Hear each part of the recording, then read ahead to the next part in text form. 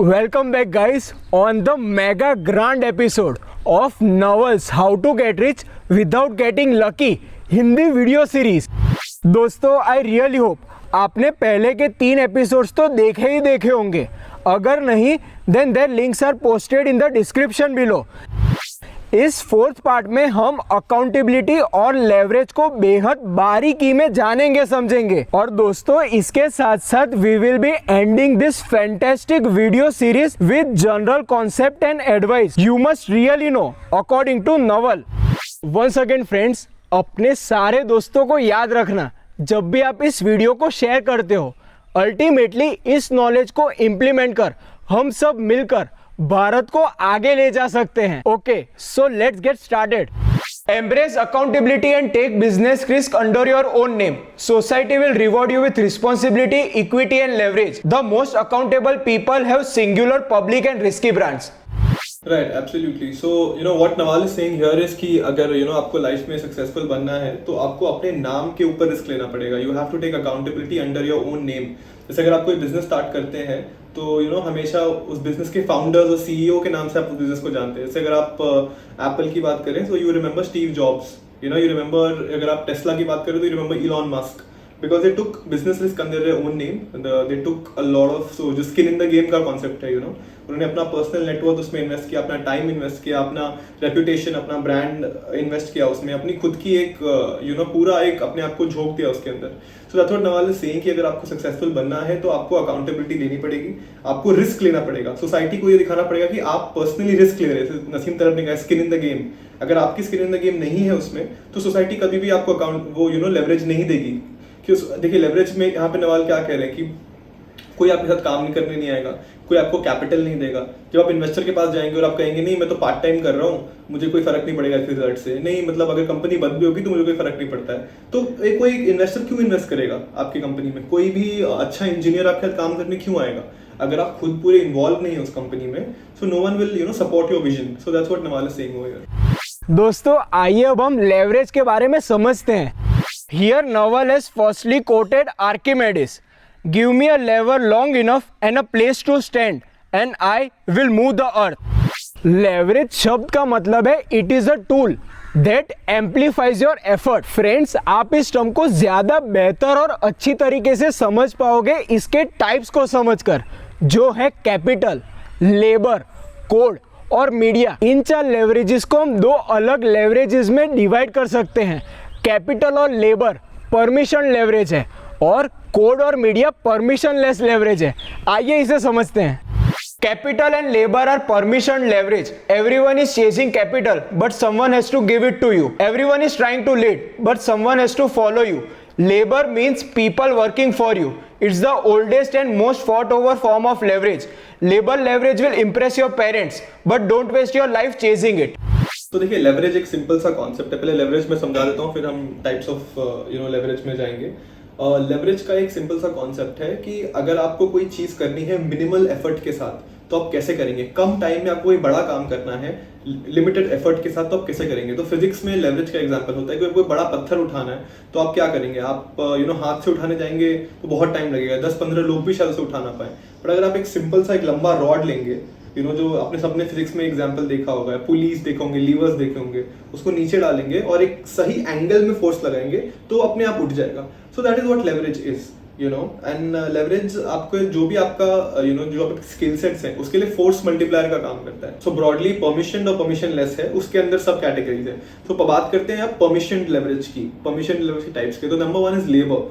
Labour is something जैसे पहले के जमाने में होता था, कोई एक बड़ा एंटरप्रेन्योर होता था, बड़ा सेठ होता था, आज भी होता है. जो कंपनीज हमारी हैं जो प्रमोटर ड्रिवन है, जैसे स्लैंग में कहते हैं लाला कंपनीज. तो लाला कंपनीज में क्या होता है कि एक सेठ होता है, उसके नीचे 100, 200, 1000, 5000 एम्प्लॉयज होते हैं और वो सारे उसके लिए काम कर रहे होते हैं. क्यों? क्योंकि उन्हें सैलरी देता है. बहुत सिंपल स्ट्रेट फॉरवर्ड है. आप अपना टाइम बेच रहे हैं, कुछ लोग अपना टाइम बेच रहे हैं और आप पैसे देके उस टाइम को खरीद रहे हैं, उनके एफर्ट्स को खरीद रहे हैं, उनके स्किल्स को खरीद रहे हैं, उनके फिजिकल लेबर, मेंटल लेबर, कुछ भी बोल लीजिए आप. A labour is that kind of leverage. Okay, it's difficult because people need to follow you. India गरीब देश है, यहाँ पे बहुत बेरोजगारी है, फिर भी लोग तो तब जाके लोग काम करते हैं. वरना अगर आप बाहर जाएं it's very difficult to hire people because they have enough money, they have enough resources, बहुत सारे जॉब अपॉर्चुनिटीज हैं, तो वहाँ पे लोगों को हायर करना बहुत डिफिकल्ट होता है. Second thing is at capital. Capital again it's a force multiplier. अगर आपका जजमेंट अच्छा है, अगर आप अच्छे इन्वेस्टर हैं, तो मैं आपको अगर 100 रुपए दूं वर्सेस 1 करोड़ रुपए दूं, आपका जजमेंट वही रहेगा, लेकिन 1 करोड़ से आप जो रिटर्न लेंगे वो 100 रुपए से नेग्लिजिबल होगा। अगर आप 1 करोड़ में 20% रिटर्न लेते हैं, so that is like 20 lakh rupees. But अगर आप 100 रुपए में 20%, 20 रुपए, किसी को कोई फर्क नहीं पड़ता। So that is where leverage comes in. जब जितना बड़ा आपका कैपिटल होगा, जैसे अगर आप ट्रेडिंग करते हैं, ट्रेडिंग सब लोग बोलते हैं ट्रेडिंग, बट ट्रेडिंग करने के लिए पहली चीज है कैपिटल। अगर आपके पास कैपिटल इनिशियल नहीं है तो आप ट्रेडिंग करेंगे क्या? लोग कहते हैं मैं साइड में ट्रेडिंग करने लगा, 10,000 रुपए से क्या करोगे trading? You need a lot of capital too. जैसे अगर आप 10,000 का 2-3% भी एक दिन में बना रहे हैं, that's meaningless, unless you have 50-60 lakh का कॉर्पस, तब आप उस पर दिन में 50-60 हज़ार कमा रहे हैं, that is real trading. So again capital comes in, so someone has to give it to you. कोई इन्वेस्टर, आपके एंसेस्ट्रल वेल्थ, आपकी फैमिली, आपके फ्रेंड्स, सब किसी को आपको पैसे देने पड़ेंगे। कोई भी अमीर तो पैदा नहीं होता, अनलेस हम नॉर्मल लोगों की बात करें। अगर 99% लोग मिडिल क्लास या गरीब पैदा होते हैं, they not born rich families, तो उनके लिए कैपिटल एक्यूमुलेट करना पड़ता है। या तो आप 20-30 साल एथिकली काम करके पैसे कमाएं, या तो आप अमीर पैदा हो, दो ही रास्ते हैं। इसमें मैं पहले आपसे पूछना चाहूंगा कि वो नवल ने कहा है कि जो लेबर लेवरेज है वो हमारे पेरेंट्स को इंप्रेस करता है और हमें उसे चेज अभी नहीं करना चाहिए, तो वो शायद आप समझा लो तो अच्छा। सो लेबर लेवरेज जैसे देखिए, आप अगर आप हमारे पेरेंट्स का माइंडसेट देखें तो उनके लिए सबसे सेफ जॉब क्या होती है? आप एक गवर्नमेंट जॉब कर लें। गवर्नमेंट जॉब क्यों? क्योंकि उसके पर्क्स, सो उसके अगर आप बाबू हैं तो आपके पास एक एम्बेसडर गाड़ी आएगी जिसमें लाल बत्ती होगी और 4 लोग होंगे जो आपको सल्यूट करेंगे। सो that is basically labour leverage, क्योंकि आपकी एक पोस्ट है, आपका एक स्टेटस है, तो आपके लिए 4-5 लोग पीछे घूमेंगे आपके। सारे आप गवर्नमेंट को देखें, सारी ब्यूरोक्रेसीज को देखें, जो भी सबसे इनएफिशिएंट ऑर्गेनाइजेशंस होंगे ना, वो ऐसे ऑर्गेनाइज होंगे कि एक सेठ है, उसके नीचे एक और, एक नीचे एक और। It's very inefficient. बट हाँ, हमारे पेरेंट्स को काफी इंप्रेसिव लगता है, क्योंकि 4-5 लोग आगे पीछे घूमते हैं, आपको इंपॉर्टेंस देते हैं, आपको सर बुलाते हैं या आपको जी कहकर बुलाते हैं। इंडिया में कल्चर है, अगर आपके नाम के आगे जी लग गया तो आप बहुत बड़े आदमी हैं। साहब जी। तो ये जो साहब और जो जी का कल्चर है, this is what Nawal is talking about. Code and media are permissionless leverage. They are the leverage behind the newly rich. You can create software and media that works for you while you sleep. An army of robots is freely available. It's just packed in data centers for heat and space efficiency. Use it. Sure. So Nawaz जब कह रहा है permission less leverage, सो ये बहुत important है जानना, क्योंकि पहले, आज से 20 साल पहले ये एग्जिस्ट नहीं करता था। तो ये एक नए टाइप का लेवरेज आया है, टेक्नोलॉजी की जो देन है, हमारे इंटरनेट की जो देन है, it's a permission less leverage. तो परमिशन लेस लेवरेज में जो 2 चीजें आपने बताई, media and code. Starting with code, देखिए जो सबसे $1 बिलियन कंपनीज आप जो नहीं देख रहे हैं, अमेजॉन हो, चाहे फेसबुक हो, चाहे ट्विटर हो, they are based on a source code, right? एक कोड किसी ने बनाया है, एक एल्गोरिथम इंजीनियर्स ने बनाया है, और उस बेसिस पे पूरी दुनिया में उन्होंने स्केल कर लिया है। The biggest advantage of code और software based product is no marginal cost of replication. मैं इसको समझाऊंगा भैया। So marginal cost of replication economics में कॉन्सेप्ट है कि आपको एक एक्स्ट्रा चीज बनाने के लिए खर्चा कितना आता है। जैसे मान लीजिए आपकी पिज्जा की दुकान है, आपने 10 पिज्जा बनाए, तो हर पिज्जा को बनाने में एक कॉस्ट आता है, राइट? ओवन चालू करोगे, एक बेस लगाओगे, तो ये 2 कॉस्ट होते हैं, एक फिक्स कॉस्ट होता है, एक वेरिएबल कॉस्ट होता है। लेकिन एक तीसरा कॉस्ट है मार्जिनल कॉस्ट, कि आपने 10 पिज्जा बना लिए, तो 11वां पिज्जा बनाने में आपको कितने खर्चा आएगा, क्योंकि ऑलरेडी तवा तो गर्म है, आप डाल सकते हो, तो कुछ चीजें ऑलरेडी कवर हो चुकी हैं, भाड़ा आपने पहले ही भर दिया है। तो मार्जिनल कॉस्ट होता है एक एक्स्ट्रा यूनिट क्रिएट करने में कितने पैसे लग रहे हैं।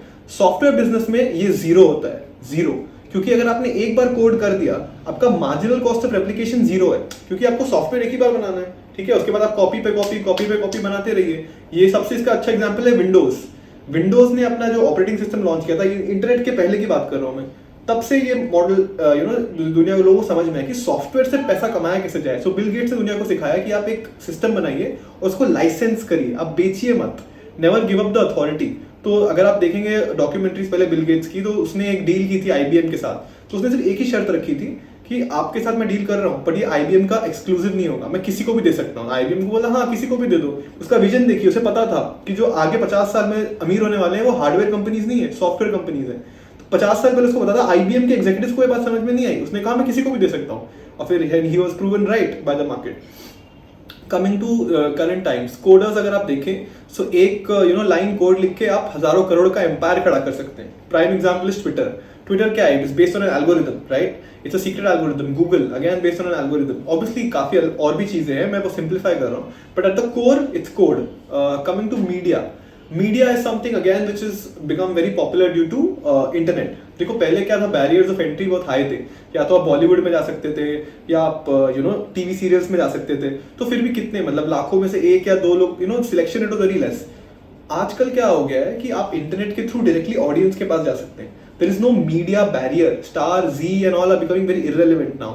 आपका जैसे यूट्यूब चैनल है, आपको किसी ऑडिशन देने की कोई जरूरत नहीं है। आप बस YouTube पे वीडियोस डालते हो और सब कुछ व्यूअर्स के हाथ में। ऑब्वियसली YouTube उसका एल्गोरिदम है, थोड़ा बहुत टेक्निकलिटीज है, but at the end of the day there is no permission you need. आपको कोई लाइसेंस की जरूरत नहीं है, आपको किसी के अप्रूवल की जरूरत नहीं है, आपको कुछ कास्टिंग में जाने की जरूरत नहीं है। आप डायरेक्टली जा सकते हो ऑडियंस के पास, वीडियो कंटेंट बनाओ, आपका कंटेंट अच्छा है, मार्केट अप्रिशिएट करेगा and you will grow from there. Typical example is Joe Rogan, super popular because of media.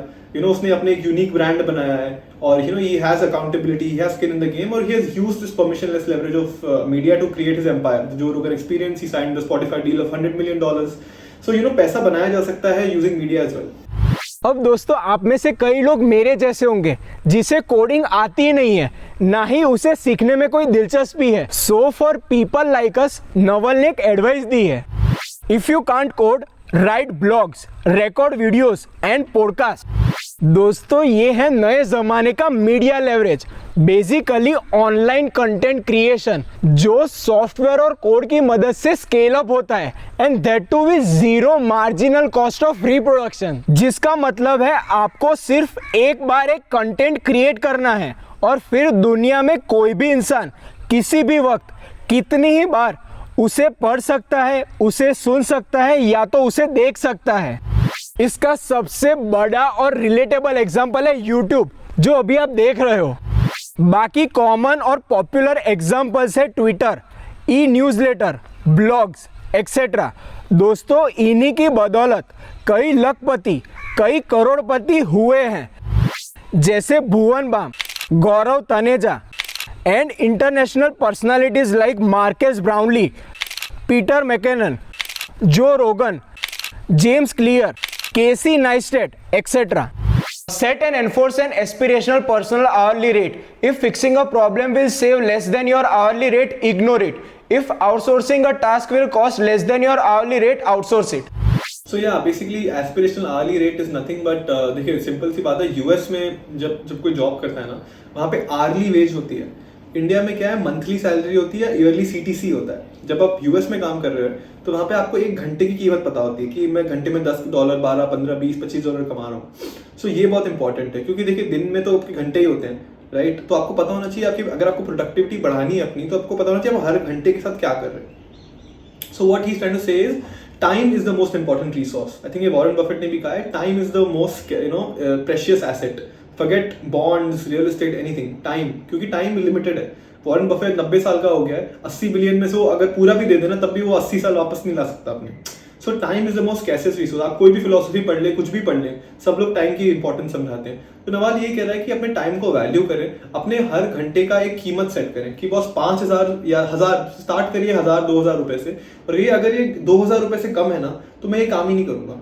मान लीजिए कि आपके घर पे कोई टूटा हुआ मिक्सर है, आप वो मिक्सर बनवाने जा रहे हैं, उसको बनवाने में 4 घंटे लगेंगे और नया मिक्सर आ रहा है 2,000 रुपए में, तो आप बोलेंगे मैं 4 घंटे जाऊं, लाइन में खड़े हूं, इलेक्ट्रिशियन के पास लाइन लगाऊं, वापस आओ, इसको ठीक कराओ, इससे अच्छा मैं फेंक के नया मिक्सर खरीद लेता हूं। So it's a very small example, but ये एक माइंडसेट की बात कर रहे हैं नवाल, कि आप माइंडसेट शिफ्ट करें। इंडिया में लोग चिंदी, स्पेशली हमारे जो पेरेंट्स की एज है, फैन खराब हो गया तो खुद जाएंगे इलेक्ट्रिशियन के पास, खुद उसको लेके आएंगे, फिर फैन ठीक करवाएंगे।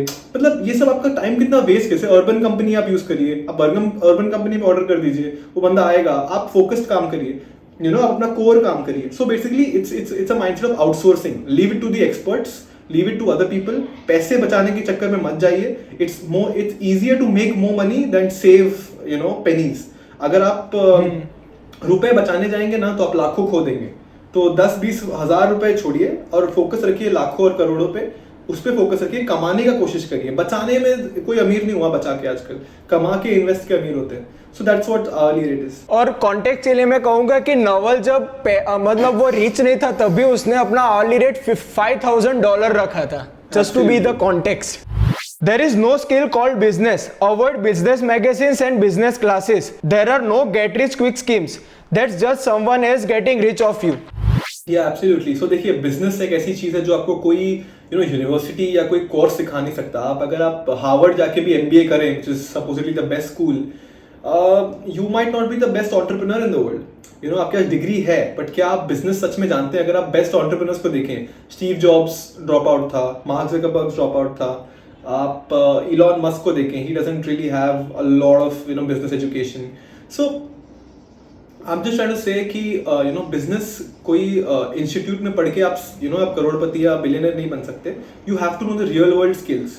आई tell you what skills are. अभी अकॉर्डिंग टू मी, अगर आपको परसुएशन आनी चाहिए, you need to understand financial accounting, you need to understand a bit of economics, आपको थोड़ी बहुत नॉलेज लॉ की होनी चाहिए कि लॉ कैसे फंक्शन करता है आपके बिजनेस में, आपके डोमेन में। And the fifth and I think is human psychology. आपको पता होना चाहिए कि लोग कैसे सोचते हैं, चाहे वो आपके एम्प्लॉयज हों, चाहे वो आपके इन्वेस्टर्स हों, चाहे आपके कस्टमर्स हों। तो ह्यूमन साइकोलॉजी में आपको थोड़ा इंसाइट होना चाहिए, और ये सारी चीजें बहुत अलग हैं। So there is no particular skilled call business. जब वो कहते हैं ये बिजनेस में अच्छा है, तो किस चीज में अच्छा है? बहुत सारी चीजें होती है बिजनेस में, क्योंकि बिजनेस एक कॉम्प्लेक्स चीज है। इट्स नॉट लाइक डूइंग खाना बनाना, कि खाना बनाने में अच्छा है। बिजनेस एक बहुत कॉम्प्लेक्स चीज है। तो और इसको सिंप्लीफाई करने का एक ही तरीका है कि आप बहुत सारी चीजों से सीखें और बहुत सारे लोगों से सीखें। और that's what he is saying कि अवॉइड बिजनेस बुक्स। कोई बिजनेस बुक नहीं होती।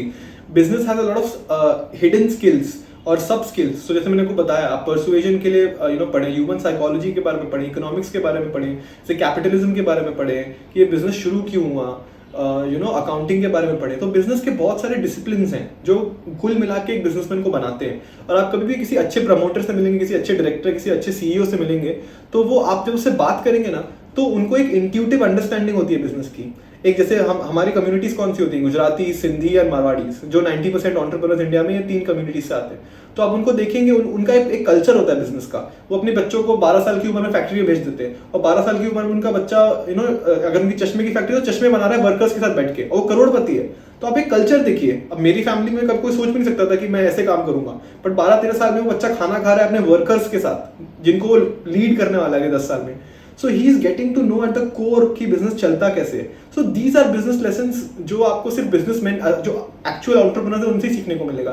कोई बिजनेस स्कूल आपको डिग्री नहीं देके सिखा नहीं सकता। सेकंड ट्वीट जो आपने बनाया था कि avoid get rich quick schemes that someone else getting rich off of you. So यहाँ पे सिंपल सी बात है, कोई भी आसान तरीका नहीं है अमीर या वेल्दी होने का। मेहनत है, डेफिनेटली मेहनत है, थोड़ा टाइम आपको लगेगा। वॉरेन बफेट ने जैसे कहा था कि no matter how great the skill or the effort, some things just take time. You can't have 9 babies by getting in 1 month by making 9 women pregnant. Exactly. तो आप 9 women को प्रेग्नेंट करके 1 महीने बच्चा पैदा नहीं कर सकते। आपको 9 महीने वेट करना पड़ेगा। तो ज्यादा जल्दी में मत रहिए। It's good to have goals. 35-40 में फाइनेंशियल फ्रीडम चाहिए, ये चाहिए, अच्छी बात है।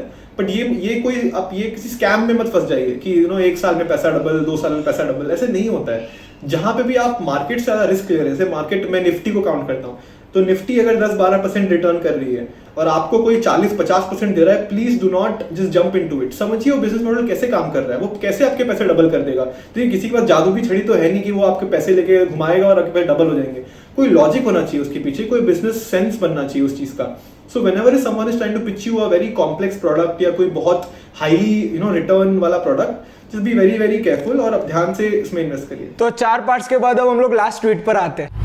Work as hard as you can, even though who you work with and what you work on are more important than how hard you work. Apply specific knowledge with leverage, and eventually you will get what you deserve. So according to me, what you work on, who you work with, and then how hard you work. मेरे लिए ये hierarchy होती है। देखिए, सबसे ज्यादा मेहनत इस देश में करते हैं किसान, और अनफॉर्चुनेटली सबसे ज्यादा सफर भी वही कर रहे हैं आज, अगर आप सारे प्रोटेस्ट देखें तो। सो सिंपल से लॉजिक है, किसी बच्चे को भी समझ में आएगा कि hard work is not the only thing that's need to get rich. अगर आप कोई सड़क पे लेबरर है या कोई बिल्डिंग में कंस्ट्रक्शन वर्कर है, तो आप भी बहुत हार्ड वर्क कर रहे हैं, बट आप सिर्फ फिजिकल लेबर एक्सचेंज कर रहे हैं। तो आपको वो मिनिमम वेज देके, जितना काम आपसे कराना है वो पैसे देके वो बंदा निकल जाएगा, बिल्डर। पैसे कौन कमा रहा है? बिल्डर। पैसे कौन कमा रहा है? बैंक। सो हमेशा ये सोचिए कि आप लेवरेज कहाँ अप्लाई कर सकते हैं किसी भी सिचुएशन में। ठीक है, स्पेसिफिक नॉलेज की बात नवाल करता है।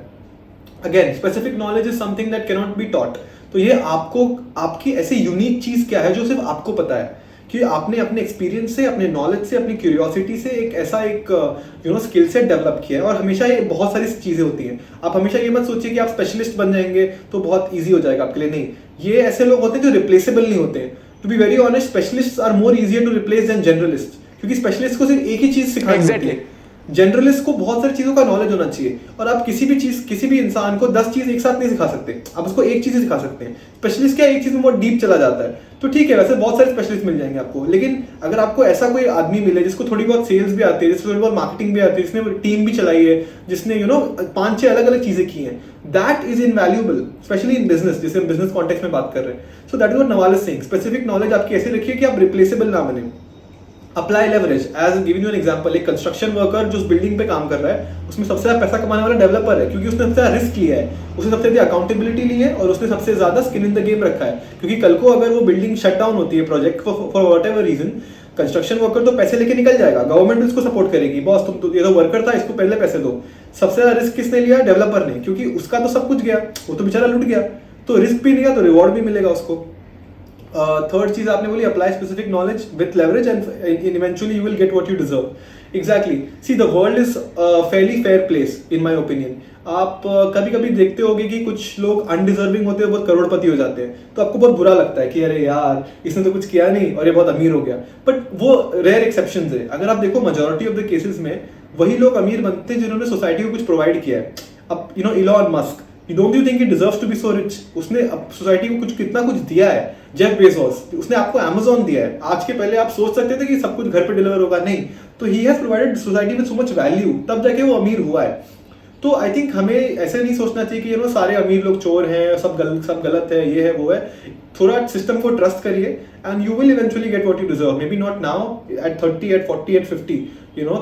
थोड़ी इनएफिशिएंसीज है दुनिया में, बट अगर आप ये सारी चीजें कॉन्स्टेंटली करते रहे, success can not evade you forever। और नवल भी कहते हैं कि कोई भी करियर को आपको 10 साल तो देने पड़ेंगे to get what you want. Exactly. So आजकल के जो बच्चे हैं जिनको 20-25 साल में मल्टी मिलियनर होना है क्रिप्टो बेच के, ऐसे नहीं होता है। Stop trying to get rich through Ponzi schemes. मैं क्रिप्टो पे कमेंट नहीं करूंगा, but it's a kind of like that, right? Crypto में लोग इन्वेस्ट इसलिए कर रहे हैं कि जल्दी अमीर हो जाए, और किसी को कोई इंटरेस्ट नहीं है ब्लॉकचेन और इस सब चीजों में। लेट्स बी ऑनेस्ट, सबको सिर्फ अमीर होना है। तो that's what I am saying, avoid this get rich. वो 21 दिन में पैसा डबल वाली 21 दिन में पैसा डबल है, यहाँ पे सिंपल सा हिसाब है।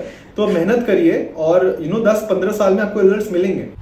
दोस्तों, इस पूरे ट्विटर थ्रेड जो 35 to 40 ट्वीट्स का है, उसे नवल ने बेहद अच्छी तरीके से खत्म किया है। Here it is.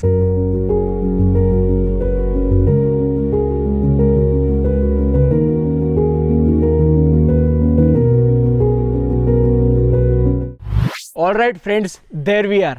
आशा है इस वीडियो सीरीज के सारे वीडियोस आपको काफी वैल्यूएबल लगे। वी जस्ट होप आप इन वीडियो सीरीज के नॉलेज को अपनी जिंदगी में इंप्लीमेंट करोगे। और दोस्तों, इस चैनल को सब्सक्राइब जरूर करना, आपको ऐसे ही एवरग्रीन और पेरिनल कंटेंट मिलता रहेगा। Alright, catch you in the next video. Peace, thank you.